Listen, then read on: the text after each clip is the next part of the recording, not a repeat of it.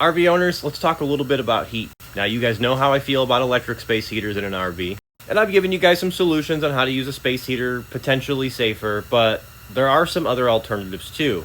This is not one of them right here, although it does keep this area extremely warm for me. I have soffits and proper airflow coming through here, and I also have a meter in here to tell me if the oxygen level drops. These can be all right. I started to do a YouTube video on these, but I don't want the liability. The Buddy heaters are cleaner. Some of the newer ones even have built-in sensors and claim they're safer for indoors. They work great in ice shanties and stuff like that, but realistically, they don't put out as much heat as you think they would, and they could, again, potentially be pretty unsafe in an RV, especially if you don't have the right precautions or aren't taking the right precautions. The answer is diesel heat.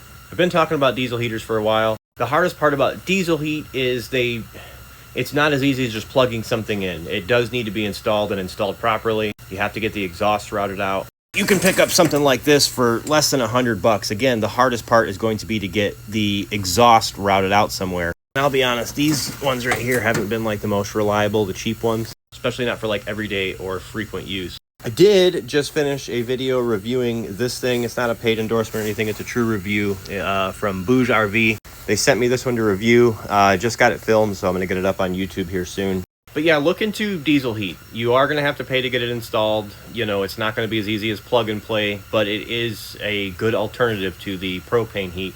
And in my opinion, diesel's a lot easier to find.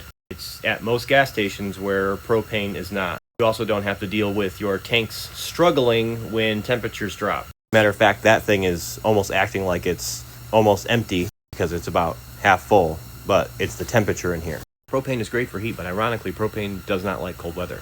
The closer you get to its boiling point, negative 44 degrees, the less it's able to actually produce. If you've been on the fence about diesel heat, I can confirm it is very, very, very efficient. It works very well. I think the big downfall or downside to it right now is nobody makes like a direct furnace replacement that runs on diesel, and you're going to have to, run exhaust out and cut holes in your RV to install it properly or permanently. But I'll be honest with you, I see a lot of people just set these outside and stick this thing right into a window, and there's nothing really wrong with that. I have installed one. It wasn't the best opportunity for a video, so this is another one of those times where if you're near me, somewhere in my direct service area, and you're looking to have a diesel heater installed, get with me because we can make it happen. I'd like to install that one in an RV.